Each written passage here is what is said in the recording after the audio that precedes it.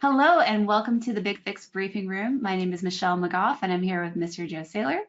And we are here to tell you what is new in February 2025. So what we'll be covering today, like always, we'll be starting with the Microsoft workflows. And then Joe's got a couple of vulnerabilities that he wants to talk about. One of them specific to LDAP. Then there's some malicious apps in the Apple Store that you might be interested about. And then we've got an update on one of our latest releases, which is an update to reporting. There are some new capabilities in there. So Joe, why don't you take it away with the Microsoft content? Sure thing. So we actually have a pretty light load this month. We only have 55 total vulnerabilities, which is like half of what we normally see just by the numbers.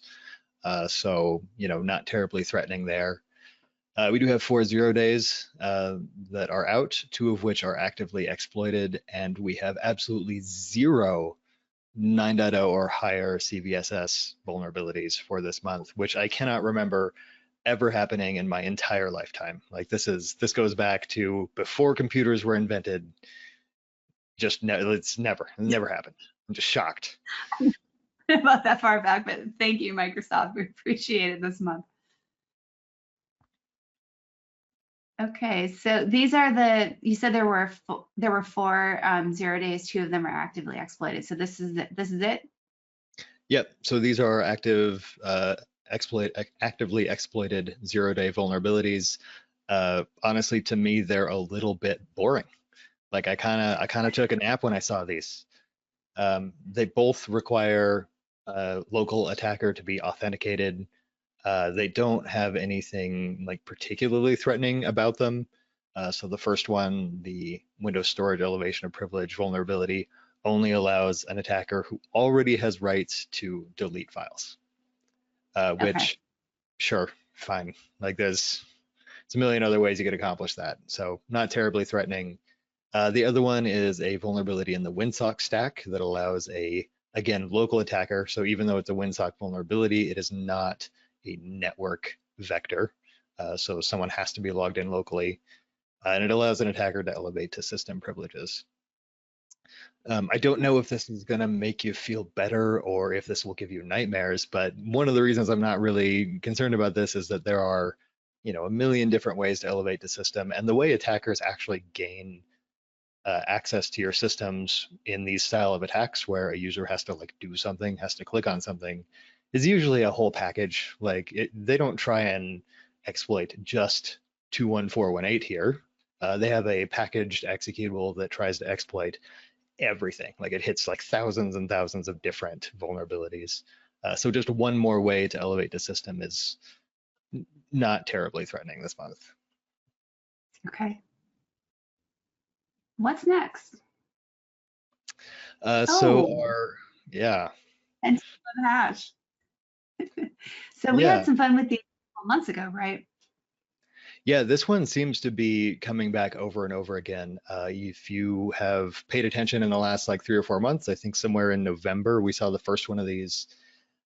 Someone discovered the behavior in Windows, and where Windows is just trying to be very helpful, and it pre-authenticates you to stuff that's in a link file, or I think this library must be all over the Windows portfolio because we saw it in the Microsoft themes application last month, where it tries to pre-authenticate to whatever URL is in the file when you just left or right click on it. So no double click, nothing that I would typically think of as threatening.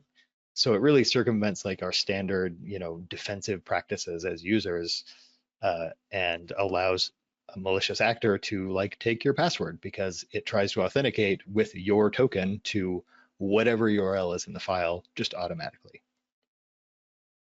Okay. Yeah, that's but it's a pretty low, this one's a really low score. Yeah, I strongly disagree with that on all of these. They've all been around the 6 range, just because, it requires user interaction that really lowers the CVSS score on its own. But because it circumvents our innate defenses, I think it's just much more threatening than that 6 number would usually indicate. Yeah, Yeah, me too. I feel like it's a little aspirational almost, but Yeah. it is what it is. Okay, what's next? LDAP. So we've seen some LDAP criticals in the past year, haven't we? I feel like we Yeah, a have. few. Yeah, a few. There's been quite a few server components recently. This one in particular is more threatening than the 8.0 or 8.1 would have you believe. It is an unauthenticated network-based attack against an LDAP server that allows an attacker to do whatever they want on your box. So no user interaction, nothing of that nature required. The attacker does have to win a race condition, but in this case, your LDAP server is probably highly available in your network, right? Like you don't have to get super deep into your network to be able to see the LDAP server on the network. So any attacker that gets a device anywhere inside your perimeter can probably see your LDAP server, and they can probably spend all day trying to throw these race condition attempts at the LDAP server to take it over. So if this is one of those where if you have any method of pushing forward patches on specific boxes, I would target your LDAP servers as soon as possible and get them updated to close this one out. Okay. Yeah, this is good advice. All right. Yeah, it seems a little bit light. What did you want to say? Did you have more on this, or do you want to move on to the next one? We're already on the next slide. It just Oh looks my God. really similar because I was too lazy to put graphics on it. Oh, this one's a 7.1 though. Hmm. Yeah, so we've got a couple of, I don't know if interesting is the right word, but this seems to be the day of adjacent network attack vectors. This one is a vulnerability in the DHCP client, where it will essentially, like if you have a malicious DHCP server up on your subnet, it has to be very close to the target box. When the client goes to go ask for a DHCP address, it can have the malicious server run just whatever the heck it wants on the client. So, the attacking box has to be pretty local to the system, which is why it's an adjacent attack vector. And again, it would have to be fairly deep into your network and fairly omnipresent, right? An attacker would have to have one of these DHCP boxes basically on every one of your subnets to really like penetrate deeply. It is marked as critical though, because if it is exploited, like I think the magnitude is very high, like the compromise would be very, very high with one of these malicious DHCP servers on your network. Okay, thanks, Joe. What's next? Okay, we've seen some of these UEFI bypass vulnerabilities before. Can you go a little bit deeper onto this one? Because I Yes. don't know if everybody has kind of caught on to what's going on here. Yeah, so essentially this is a vulnerability in the boot process. Um, Microsoft kind of buried the lead on this one. You'll notice the title of it is just that it's a Microsoft Surface security feature bypass, which that would indicate to me that it's just specifically on like a Surface tablet. But if you read deeper into exactly what the vulnerability is, it's an attack on the hypervisor, on Microsoft's hypervisor on certain Microsoft hardware. So it's Okay. not just like if you just reboot your system, there's some vulnerability in here. It's when you reboot anything inside of a hypervisor, so any virtual box on a Surface tablet, then that it can be vulnerable to this CVE. Okay, is that a likely scenario? Trying to think of So that. Okay. yeah, so we're doing a lot of interpretation here. We have another slide right after this about a family of attacks that are like this. But it's not super common for the device itself to be vulnerable during a reboot. But when you're talking about virtual systems, suddenly those boot up like quite a bit differently. Like oftentimes they will be set to network boot, or they will go through a different boot list than like a physical piece of hardware might.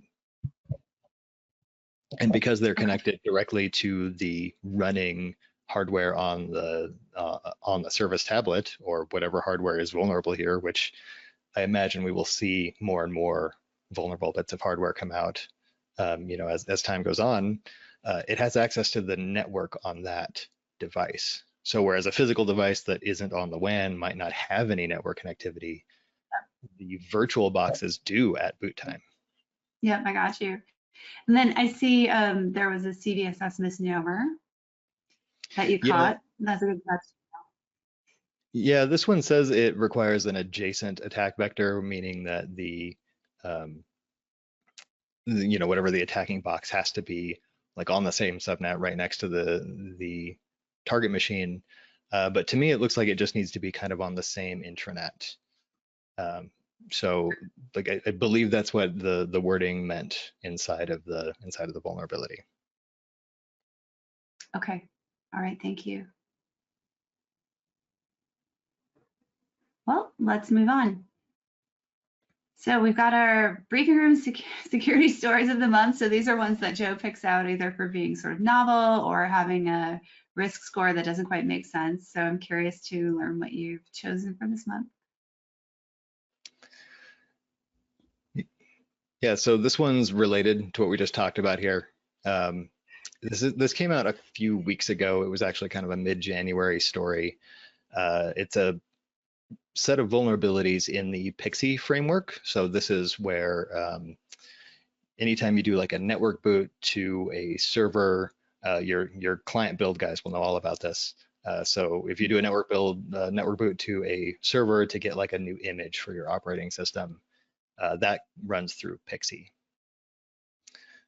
There were a stack of vulnerabilities in like the main supplier of PXE software in IPv6 specifically. So, in any IPv4 environment, this stuff doesn't exist.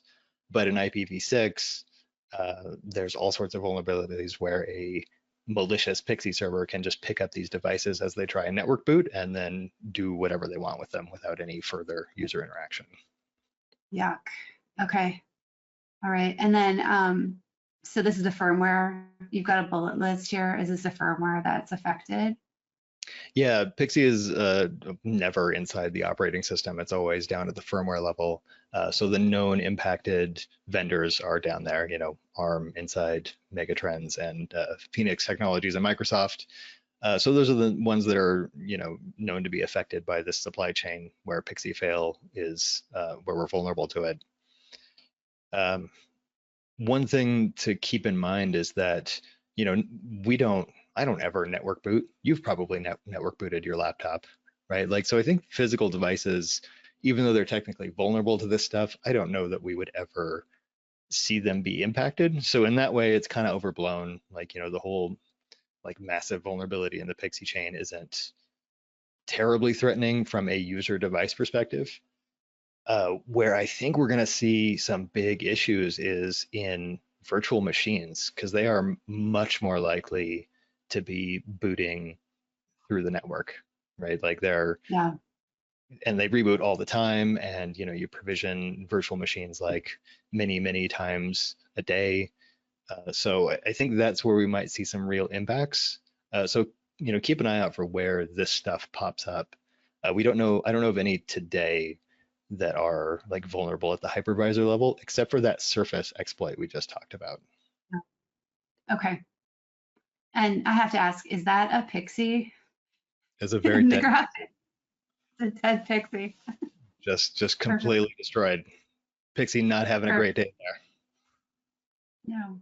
All right. Well, that could be a little harsh. We'll see what comes out of that. I'll be looking to see if this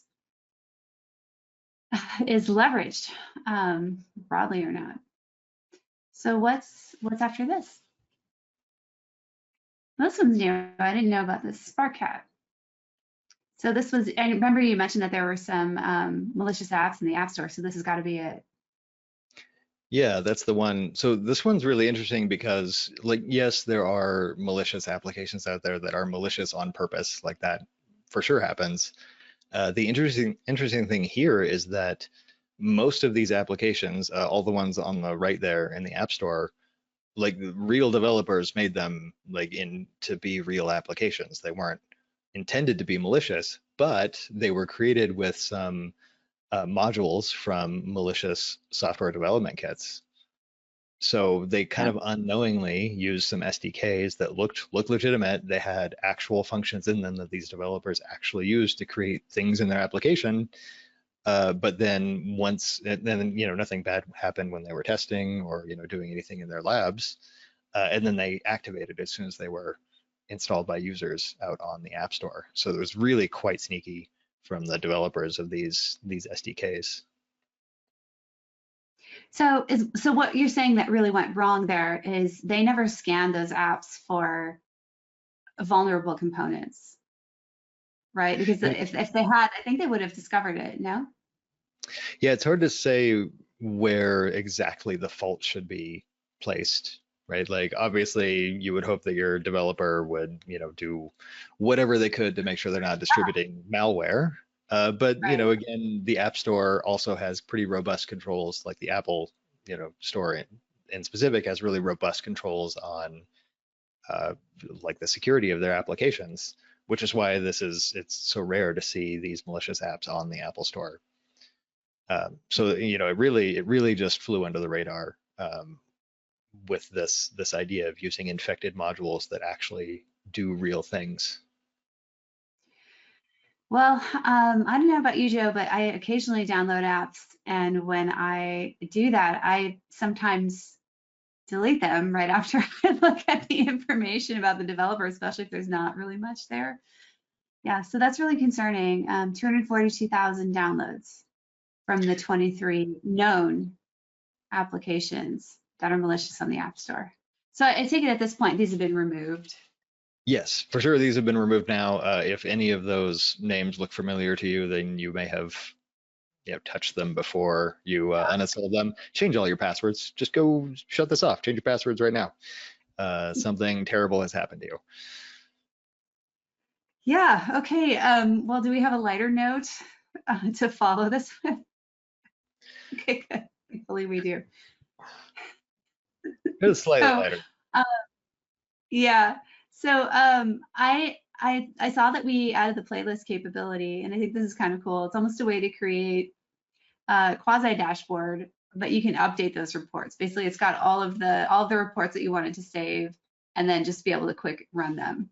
Is that fair to say, or am I misinterpreting this Yeah, that's capability? fair to say. I mean, the main thing is that we in BigFix reports, we're now at 1.1 and we've added the CyberFOCUS analysis playlist, and that's the screenshot we got right now. BigFix reports is of course the kind of new web reports type interface. You can enable it as long as you are on BigFix 11.03 or later, and you just have to subscribe to the BigFix report site, and then this will just show up in web reports after that. Cool. Have you had a chance to do much with it yet? Yeah, I've definitely looked around. It's got a really slick interface. It looks much more modern. It has dark mode, which excites the heck out of me. Dark mode is the only civilized mode. Like, miss me with light mode, please. Like, I do not need that in my life. Well, while you may be basement cat, I am still stealing cat when it comes to this because I don't like dark mode. So you and my husband can have dark mode. And I'll stick with the old school. But this is great to see, Joe. Thanks for sharing this. And I Well, think that's all we have on. Oh, please, Joe, yeah, continue. no, that's it. Okay. All right. Well, everybody, thanks for joining us. We'll see you again next month. Cheers. Well.